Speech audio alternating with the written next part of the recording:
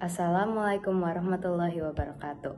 Nama saya Sandy Clarissa Absari dari kelas 12 MIPA 1 dan hari ini saya akan menjelaskan materi yang saya pilih yaitu Demokrasi Pancasila dan Perkembangan Politik Ekonomi pada masa Orde Baru dan Reformasi.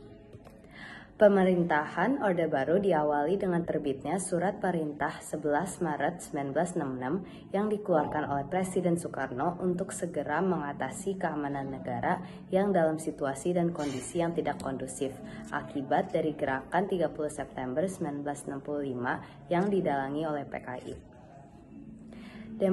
Demokrasi yang dilaksanakan pada Orde Baru disebut dengan Demokrasi Pancasila, yang pelaksanaannya ditandai dengan pelaksanaan pemilihan umum dengan cara langsung, umum, bebas, dan rahasia.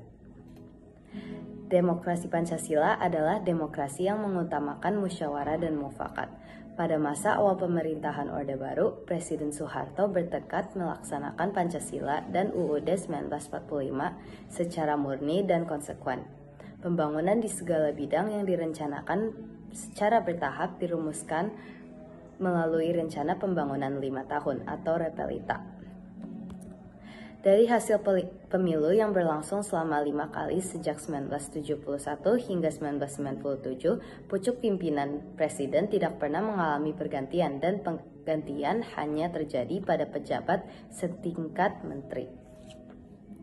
Kekuasaan Orde Baru yang dipimpin Soeharto hingga 1998 meskipun berhasil memberikannya predikat sebagai Bapak Pembangunan karena berhasil dalam pembangunan secara fisik, tetapi pada kenyataannya tidak semua nilai-nilai demokrasi dijalankan secara konsekuen dan praktik kenegaraan pun diwarnai oleh korupsi, kolusi, dan nepotisme.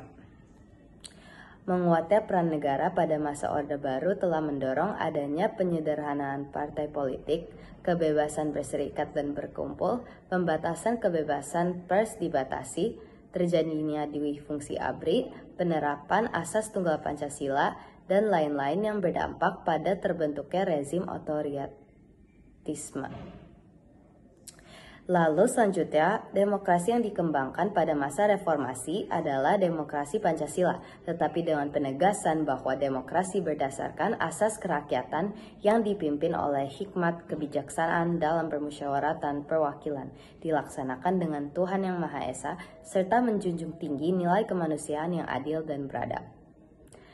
Demokrasi pada masa reformasi mulai menerapkan beberapa perubahan, seperti membuka kembali kebebasan berserikat dan berkumpul, mencabut keputusan pembatasan pers, melakukan amandemen terhadap UUD 1945 dengan pembatasan masa jabatan presiden serta penyelenggaraan negara yang bebas KKN. Masa reformasi telah melaksanakan beberapa agenda tuntutan reformasi yang disuarakan oleh para mahasiswa pada 1998. Kemajuan dalam sosial budaya masa reformasi berjalan semakin membaik, demikian juga dengan pelaksanaan penegakan hukum. Munculnya sikap primordialisme yang berakibat pada maraknya benturan antar suku, umat beragama, antar kelompok, dan antar daerah yang terjadi di Indonesia. Kriminalitas meningkat dan pengerahan massa menjadi cara untuk menyelesaikan berbagai persoalan sosial yang berpotensi mendorong timbulnya tindak kekerasan. Bapak Abu Rahman Wahid dikenal dengan sebutan Bapak Pluralisme Indonesia karena pada masa pemerintahan ia telah mencabut larangan pemerintah pada masyarakat Tionghoa untuk berekspresi secara bebas. Oleh karena itu, masyarakat Tionghoa pun akhirnya dapat merayakan Hari Besar Agama, pertuntunan seni, dan kebudayaannya secara terbuka. Dua hal yang dilakukan Megawati dalam mendukung pelaksanaan demokrasi di Indonesia adalah membagi kewenangan antara TNI dan Polri, serta melaksanakan pemilu secara langsung untuk memilih presiden dan wakil presiden. Beberapa keberhasilannya diantaranya disepakatinya pendirian Komisi Kebenaran dan Rekonsiliasi, mendatangani nota kesepakatan dengan Gerakan Aceh Merdeka, dan memberikan otonomi secara khusus kepada Papua.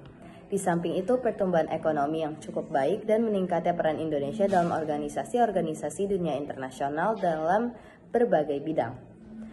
Terakhir, pada masa pemerintahan Joko Widodo dan Yusuf Kala, Visinya didasari oleh konsep Trisakti, yaitu berdaulat dalam politik, mandiri dalam perekonomian, dan berkepribadian, yang kemudian dijabarkan dalam program kerjanya yang disebut dengan Nawacita.